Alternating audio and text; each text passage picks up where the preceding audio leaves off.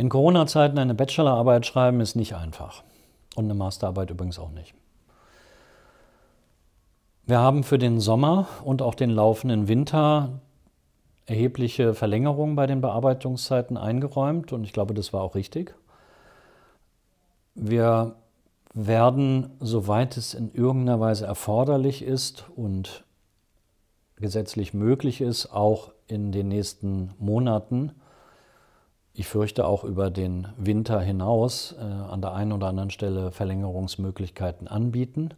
Gleichzeitig bitte ich darum um Verständnis, dass wir irgendwann auch wieder dahin zurück müssen, dass wir unsere Ordnungen und unsere üblichen Regularien einhalten. Und das heißt, es gibt vorgeschriebene Daten, wie lang eine Bachelorarbeit oder eine Masterarbeit bearbeitet werden soll.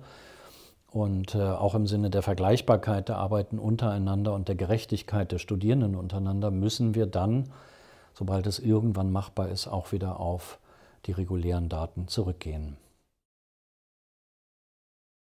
Eine Bibliothek lebt davon, dass wir Bücher ausleihen können und zur Verfügung stellen.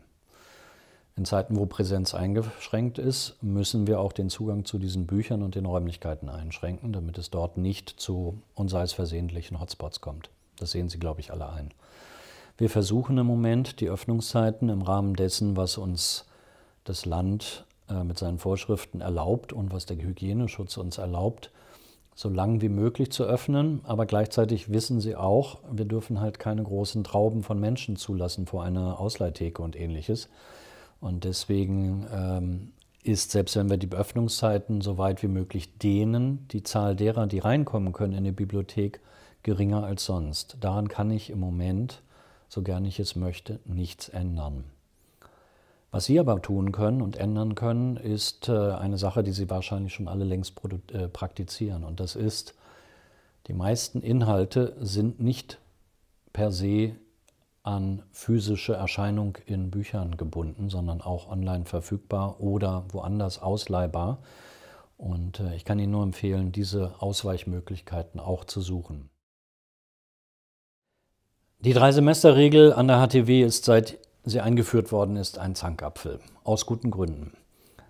Weil es einerseits sinnvoll ist, irgendwann auch eine Prüfung abzuschließen. Und irgendwann heißt nun mal, dass wir uns irgendeinen Zeitraum nehmen, wann das der Fall sein sollte. Auf der anderen Seite führt es eventuell zu unbilligen Härten bei den Studierenden, die vielleicht auch gar nichts dafür können, dass sie irgendwas in 3 Semestern nicht schaffen. Mir ist das sehr bewusst. Wir haben jetzt in der Zeit der Corona-Pandemie seit, ich glaube, bereits März die Regel außer Kraft gesetzt. Wir haben das für den laufenden Winter fortgesetzt. Und die Entscheidung darüber, ob wir diese nicht ganz einfache Frage dann auch nochmal endgültig so entscheiden, dass wir vielleicht die 3-Semester-Regel abschaffen oder eine Variante davon in Kraft setzen, diese Entscheidung sollten wir dann fällen, wenn wir aus der Pandemie raus sind oder erkennbar aus der Pandemie rauskommen. Das ist jetzt noch nicht der Fall. Mir ist aber bewusst, dass das ein Thema ist, das für viele Studierende wichtig ist, übrigens für viele Lehrende auch. Und wir werden uns der Frage noch einmal gezielt widmen, aber bitte mit ein bisschen Vorbereitung und Zeit.